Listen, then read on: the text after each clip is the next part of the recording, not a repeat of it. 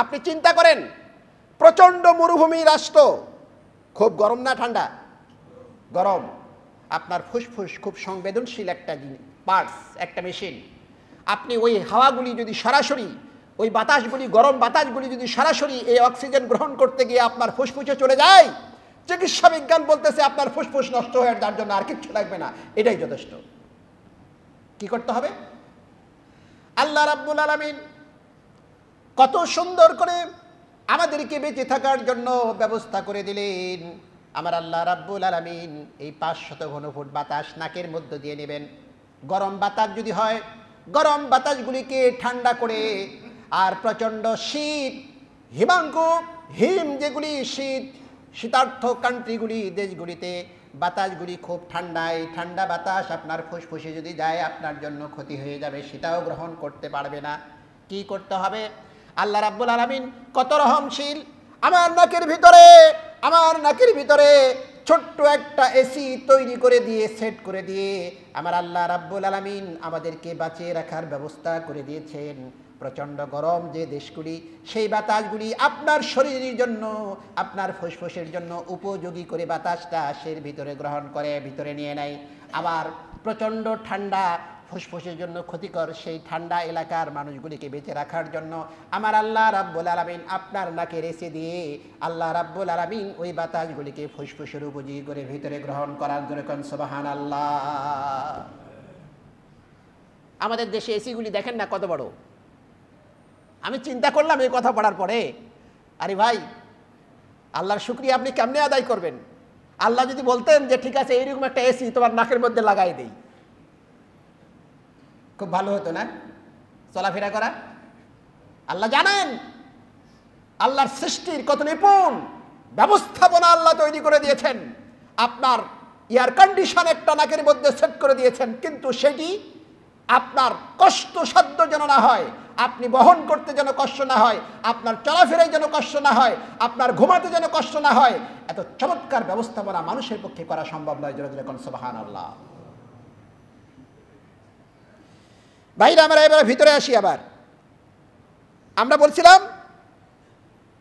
আমরা প্রতি মুহূর্তে অক্সিজেন গ্রহণ করতেছি, এই বাতাসের সঙ্গে অসংখ্য ময়লা আছে, আবর্জনা আছে, সেগুলি কি হবে? কিভাবে এগুলি প্রোটেকশন হবে? এক তো এসি দিয়ে আল্লাহ আমাদেরকে সেভ করলেন। বিজ্ঞান বলতেছে, এই কথাগুলি পাবেন আপনারা সেখানে বায়োলজিতে, কয়েকটা স্টেজ, সেখানে সবগুলি বর্ণনা করা নাই, কিছু বর্ণনা করা আছে। নাকের ভিতরের যে এই চুল আমরা দেখি, নাকের চুল আছে না, এই চুলগুলি দেখি, এইটা মূলত ভেস্টিবিউল একটা এলাকার আছে বা একটা জায়গা, সেখানে এই নাকের চুলগুলি হয়ে যায়। আর অক্সিজেন আমরা গ্রহণ করার সময় মোটামুটি যেগুলি পয়জন আছে সেগুলি এই নাকের চুলগুলিতে সেগুলি আটকা পড়ে যায়। যেটা বলি আমরা সুবহানাল্লাহ। এ হলো প্রথম পর্যায়ে আপনাকে সেট করছে। এর ভিতরে আরও ভিতরে যখন আপনি যাবেন, এই ভেস্টিবিউল যে প্রাচীর, এই প্রাচীরের ভিতরে নন ডিসক্রিপটিভ কিছু হেয়ার আছে। যেই চুলগুলি তো এতক্ষণ আপনি কিছু দেখলেন, এর ভিতরে আরও কিছু চুল আছে যেগুলি নন ডিসক্রিপটিভ, এই যে ভিজিবল নয়, এগুলি দেখা যায় না।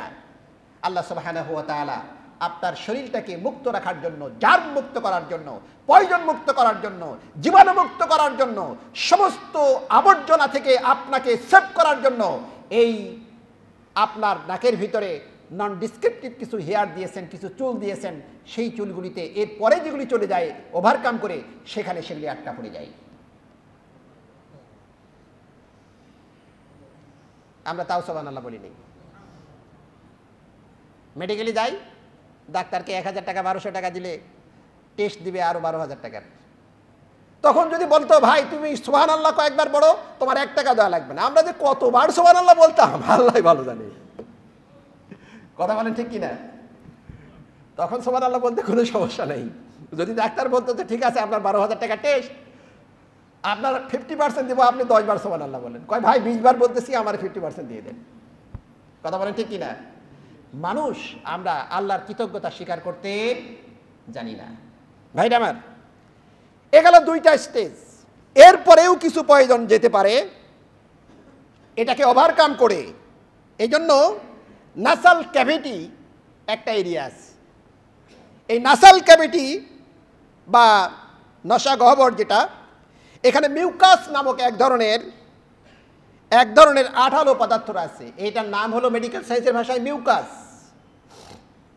এই মিউকাস নামক আঠাযুক্ত জায়গাটা এই দুইটা স্টেজকে ওভারকাম করে যে পয়জনগুলি ভিতরে চলে যায়, এই আঠাযুক্ত মিউকাস নামক আঠাযুক্ত সেই জায়গায় গিয়ে এটা আটকা পড়ে যায়। সুবহানাল্লাহ, সুবহানাল্লাহ। আপনি ওযু কেন করবেন? আমি হাদিস বলতেছি আপনাদেরকে। দেখুন, আমাকে শেষ করতে হচ্ছে। আঠাযুক্ত জায়গাগুলিতে যখন আপনার ধরা পড়ে গেল, তখন অনেক সময় নাকের মধ্যে সুরসুরি দিলে হাসি আসে না ভাই? হাসি আসে না? হাসি আসে। এই হাসির গতি কত জানেন? আমাদেরকে কিন্তু সংগ্রহ করে রাখতে হয়। পত্রিকায় আসছিল, প্রথম আলো একটা পত্রিকায় এক ডাক্তার সাক্ষাৎকার দিয়েছে, 160 কিলোমিটার বেগে এই হাসিটা আসে। আর ওই যে আঠালোযুক্ত জায়গায় যে ময়লাগুলি পড়লো, আপনার নাকের ভিতরে সুরসুরি জন্মাবে। আল্লাহ সেই জায়গা ওখানে তৈরি করে দিয়েছেন। আপনি জোরে করে একটা হাঁচি দিবেন, ওই আঠাযুক্ত জিনিসগুলি সহ, ময়লাগুলি সহ, আবর্জনাগুলি সহ সবগুলি আল্লাহ বের করে দেবেন। এই জন্য তো আমরা হাসি দেওয়ার সময় আলহামদুলিল্লাহ বলি, এরপরে আবার বলি ইয়াহদিকুমুল্লাহ, এরপরে ইয়ারহামুকাল্লাহ। আমি একদিন চিন্তা করলাম যে এত ঘটনা এর মধ্যে কেন? এখন চিন্তা করে দেখছি যে কেন এতগুলি কথা আল্লাহ রাসূল বলতে বলেছে। সুবহানাল্লাহ বললেন না?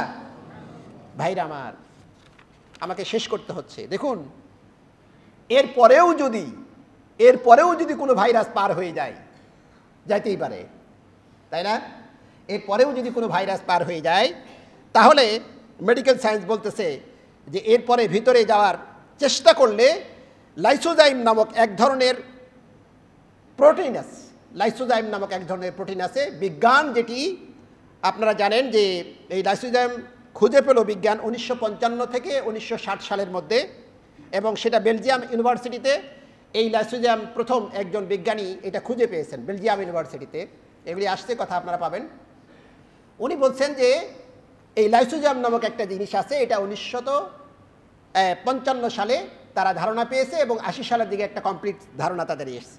বিজ্ঞান বলতেছে যে এই লাইসোজাইম নামক এক ধরনের যে প্রোটিন আছে, যা ব্যাকটেরিয়া নাশক, আপনার এর পরের অংশ যদি জীবাণু চলে যায়, স্বাভাবিকভাবে যেতে পারবে না। কোনো ব্যাকটেরিয়ার সঙ্গে যদি ভিতরে চলে যায়, তাহলে সেগুলিওকে আল্লাহ রাব্বুল আলামিন বলছেন সেখানে সেটা প্রোটেক্ট করে দেয়। সুবহানাল্লাহ। এবার রাসূল সাল্লাল্লাহু আলাইহি ওয়াসাল্লাম কি বললেন দেখেন, আমি হাদিসটা বলে শেষ করছি। ইযা তাওয়াদ্দা আহাদুকুম ফালইয়াজআল ফি আনফিহি মাআ, তোমাদের মধ্যে কেউ যদি ওযু করতে চায়, তাহলে অবশ্যই নাকের মধ্যে যেন পানি প্রবেশ করায়, নাকের মধ্যে যেন পানি প্রবেশ করায়। সুবহানাল্লাহ বলেন। আল্লাহ রাসূল 1500 বছর পূর্বে বলে গেছেন। কেন প্রবেশ করাবেন? কারণটা হলো আবু হুরায়রার হাদিস, বুখারী শরীফের 3295 নম্বর হাদিস। হাদিসটি একটু সেনসিটিভ, এই জন্য নাম্বারটা বলে দিলাম। 3295 বুখারী শরীফের হাদিস। আল্লাহ রাসূল বলছেন যে ফাতাওয়াদ্দা ফালিয়াস্তানশির সালাসান, 3 বার করে নাকের মধ্যে পানি নাও, আর নাকের মধ্যে পানিগুলি শক্ত করে ঝেড়ে আবার ফালায় দাও। কারণ হচ্ছে ফাইন্না শাইতান ইয়াবিতু আলা খাইশুমিহি, কারণ শয়তান এই দিক থেকে একদম ফ্রন্টাল লোব, মানুষের এই জায়গায় শয়তান বসবাস করে। আল্লাহ রাসূল বলছেন শয়তান নাকের একদম ফ্রন্টাল লোবের মধ্যে যায় থাকে। সুতরাং শয়তান ময়লা জায়গায় থাকে না ভালো জায়গায় থাকে? ময়লার মধ্যে থাকে। আপনাকে বাঁচার জন্য, আপনাকে বেঁচে থাকার জন্য ওযু করতে হবে, নাকের মধ্যে পানি দিতে হবে। আল্লাহ আমাদেরকে আমল করার তৌফিক দান করুন। আমরা সকলে বলি আমিন। আসসালামু আলাইকুম ওয়া রাহমাতুল্লাহ।